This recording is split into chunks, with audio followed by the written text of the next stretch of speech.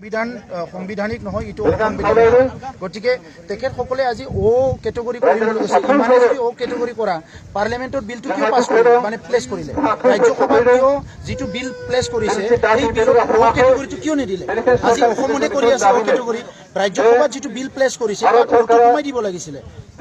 এতিয়াও সময় আছে, আপোনালোকে বিলটো তাতে যাওক, তাতে কেটেগৰীটো সোমাই ভাৰতৰ সংবিধানটো নিজে ইচ্ছামতে যি বিচাৰে তাকে সলনি কৰিব নোৱাৰে। সেইকাৰণে আমি ভাৰতৰ সংবিধান সলনি কৰি পেলাই নহয়, ভাৰতৰ সংবিধানৰ আৰ্টিকেল 2 আৰু 3 তাত লিপিবদ্ধ আছে যে যেতিয়া ইচ্ছা কৰে তেতিয়াই নতুন ৰাজ্য সৃষ্টি কৰিব পাৰে।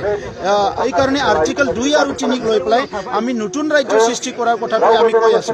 গতিকে 6 জনগোষ্ঠীৰ ক্ষেত্ৰত আমাৰ বিশেষকৈ আজি আদিবাসীসকলৰ লগত বহুত পিছপৰা মানুহ আছে, শিক্ষা দীক্ষা পিছপৰা মানুহ জনসংখ্যা আছে, সেইটো আমি স্বীকাৰ কৰোঁ।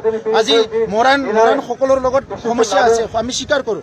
কিন্তু আজি আহোম 600 বছৰ ৰাজত্ব কৰিলে, এই স্বাধীনতাৰ পিছত তেখেতসকলৰ CM, তেখেতসকলৰে মন্ত্ৰী তেখেতসকলৰে হৈ আছে, 4জনকৈ মুখ্যমন্ত্ৰী আছে আহোমৰ। তো এই এনেকুৱা সময়ত যিটো আজি কথা কৈছে, এই কথাবিলাক আজি কোনোপিনে গ্ৰহণযোগ্য নহয়। আজি তেখেতসকলে 3 কোটি মানুহৰ মাজত তেখেতসকলে আজি শাসন কৰি আছে।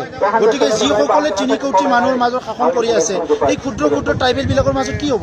সেইকাৰণে আমি কৈছোঁ যে এইটো অসাংবিধানিক হয়। তেখেতসকলে আজি ক্ষুদ্ৰ ক্ষুদ্ৰ জনগোষ্ঠীক ধ্বংস কৰাৰ কাৰণে ষড়যন্ত্ৰ কৰিছে। নাগৰিকত্ব সংশোধনী বিধেয়ক আমি নাগৰিকসকলৰ লগত আছো, অসমৰ খিলঞ্জীয়া মানুহৰ লগত আছো, জনজাতিৰ লগত আছো, জনজাতি জনগোষ্ঠী খিলঞ্জীয়া মানুহ যি বিচাৰে আমি তাৰ লগত আছো। হয়, নিশ্চয়কৈ